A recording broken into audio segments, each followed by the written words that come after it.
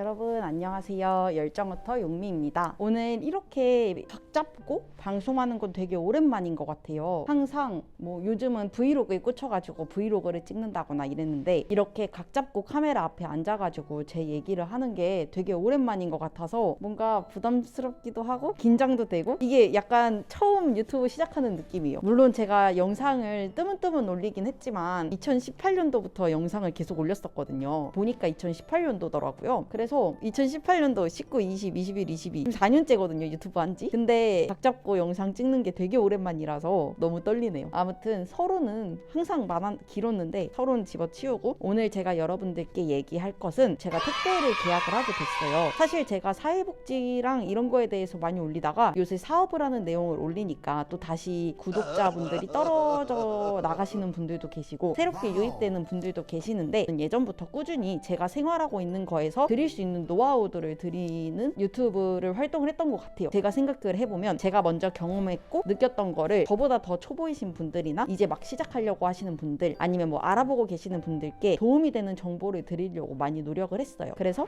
이번에도 어쨌든 저는 사회복지를 떠봤고 그리고 사업을 시작을 했고 그러니까 이제 사업적으로 좀 도움이 될 수 있는 사람들에게 도움이 되면 좋겠다라고 생각을 해서 이렇게 각 잡고 영상을 켜게 되었습니다. 그래서 제가 택배 계약을 하게 된 걸 자랑도 할 겸 어떤 식으로 계약을 하게 되었는지 설명을 해드리려고 이렇게 영상을 켰어요.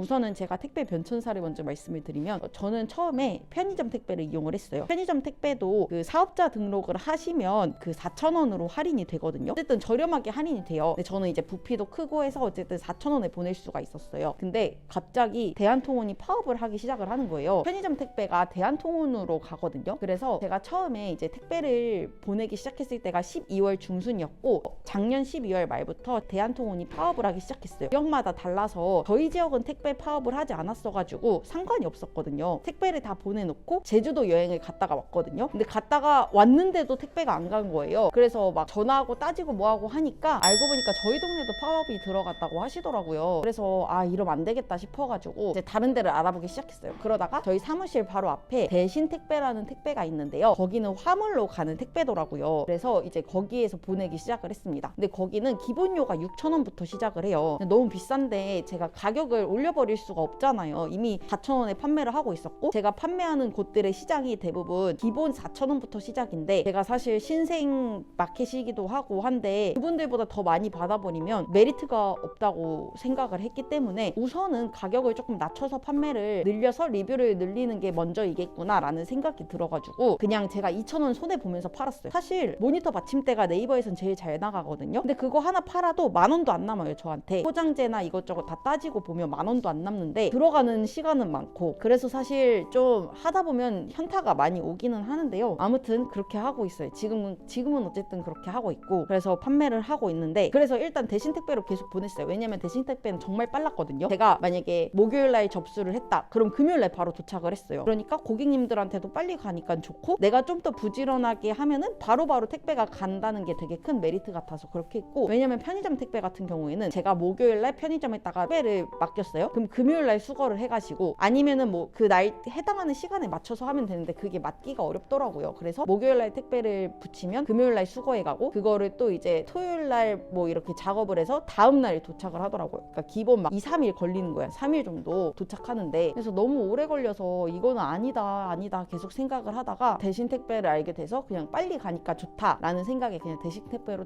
계속 보냈어요. 그리고 어차피 계약을 할 수 있는 건도 안 나오기도 하고 대부분 다 500건 100건에서 적어도 100건에서 500건이 돼야지 계약을 해준다고 알고 있었어가지고 그렇게 해서 보냈었어요. 그래서 이게 되게 좀 힘들었고 솔직히 힘들었어요. 왜냐면 부피가 다 크니까 저는 선반을 판매를 하다 보니까 선반이 되게 부피가 다 크거든요. 근데 이제 제 차가 모두 아시겠지만 작은 경차를 타고 있기 때문에 그 경차에 그걸 다 넣어서 가기가 참 쉽지 않았어요. 그리고 이제 힘도 제가 여자니까 아무래도 좀 더 약할 수밖에 없잖아요. 근데 남자친구한테 계속 도와달라고도 할 수 없는 노릇이고 그래서 그래서 좀 많이 힘들었던 것 같아요. 근데 어쨌든 그래서 그렇게 사업을 하다가 어느 날 이게 또 다르더라고요. 이게 화물 택배가 안 받는 지역이 있어요. 그러니까 내가 안 받아야지 하고 안 받는 게 아니라 그 아파트 해당하는 아파트나 어떤 지역에서 화물 금지 지역으로 이렇게 정해진 그런 곳들이 있더라고요. 그러다가 이제 어느 날 딱 어떤 분이 주문을 하셨는데 당일 발송 가능한가요? 라고 하셔서 때마침 다 있는 재료들이고 만들어져 있었어가지고 오전 중에 주문해 주시면 당일 발송해드리겠습니다 라고 했더니 바로 주문을 주신 거예요. 그래서 마음이 급했죠. 그러니까 이제 이분 거는 무조건 오늘 가야 된다라는 생각에 꽂혀 있었는데 택배를 가서 보냈더니 이분이 화물 금지 지역이래요. 그래서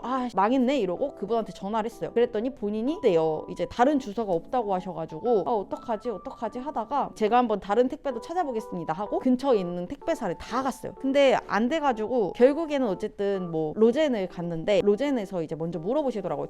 제가 이제 보내는 사람 이름을 상호명으로 얘기를 하니까 그리고 여러 개의 택배를 들고 갔거든요 그날. 그랬더니 이렇게 택배가 있으시면 원래 거래하시는 데가 있는 거 아니냐라고 하셔서 제가 아직 물량이 얼마 안 돼서 거래하는 데가 없고 편의점으로 보내다가 하면서 이제 설명을 다 했죠. 그랬더니 뭐 어느 지역이냐부터 해서 몇 건 나오냐 물어보셔가지고 이렇게 하다가 이제 연락처를 전달 받아가지고 그렇게 택배를 계약을 하게 되었어요.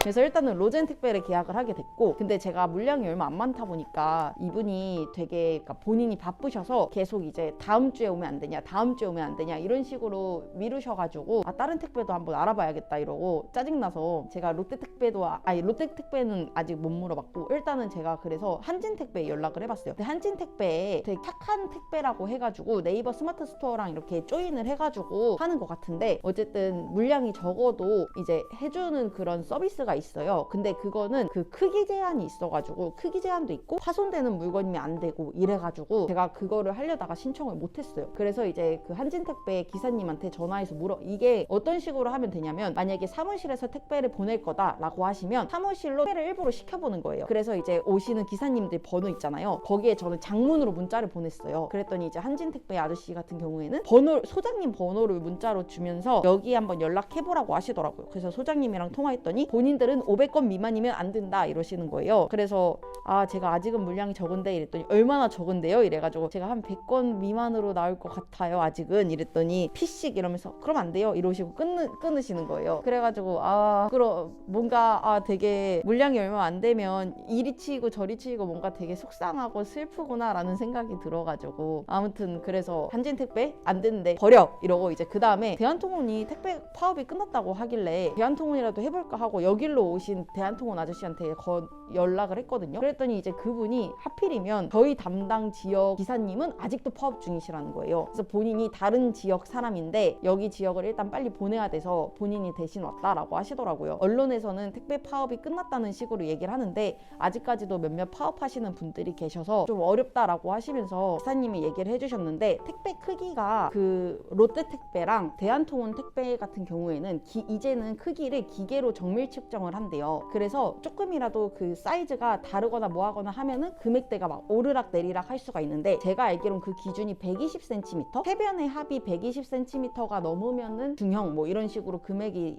바뀐다고 하더라고요. 그러다 보니까 제 사이즈가 딱 그 언저리에 올라가 있는 사이즈인 거예요. 그래서 이게 제가 박스를 크기를 보고 사잖아요. 근데도 이제 포장을 하고 뭐 넣고 뭐 하다 보면은 박스가 좀 더 커지는 경우가 있는데 이럴 때는 이제 정밀 측정을 하기 때문에 많이 갑자기 부과가 될 수가 있으니 아직은 정밀 측정을 하지 않는 다른 택배사들을 한번 이용을 해보는 게 좋다고 얘기를 하시더라고요. 그러면서 롯데택배랑 대한통운 택배 같은 경우에는 정밀 측정 기계를 이용을 하고 있다. 롯데는 지금 계속 들여오고 있는 중이고 대한통운은 이미 하고 있대요. 그래서 할 거면 한진이나 로젠 이런 데를 한번 알아보라고 하시더라고요. 그리고 제가 경동택배도 알아봤는데 경동택배도 똑같이 화물이라 대신택배만큼 비싸더라고요. 대신택배보다 더 비싸더라고요. 그래가지고 못하고 어쨌든 결론적으로는 로젠을 하게 돼요. 그래서 로젠 기사님이랑 얘기해가지고 그 코드 번호도 받고 이제는 제가 문 앞에다가 놓으면 그 시간에 맞춰서 수령을 해오시는데 있는 날은 있다고 문자를 보내고 없는 날은 또 없다고 문자를 보내고 있는데 있는 날만 보내면 된다고 했던 것 같긴 한데 우선 저는 어쨌든 그런 식으로 하고 있는데 없다고 말하기도 참 뭔가 죄송하기도 하고 민망하기도 하고 좀 그렇더라고요. 그래서 근데 아직은 없는 날은 없었어요. 아직 없는 날은 없었는데 부품이 없어가지고 못 보내고 있어요. 지금 이틀 동안. 그래가지고 그것 때문에 제가 주문은 들어왔는데 부속품이 아직도 안 와가지고 한 번에 보낼게요.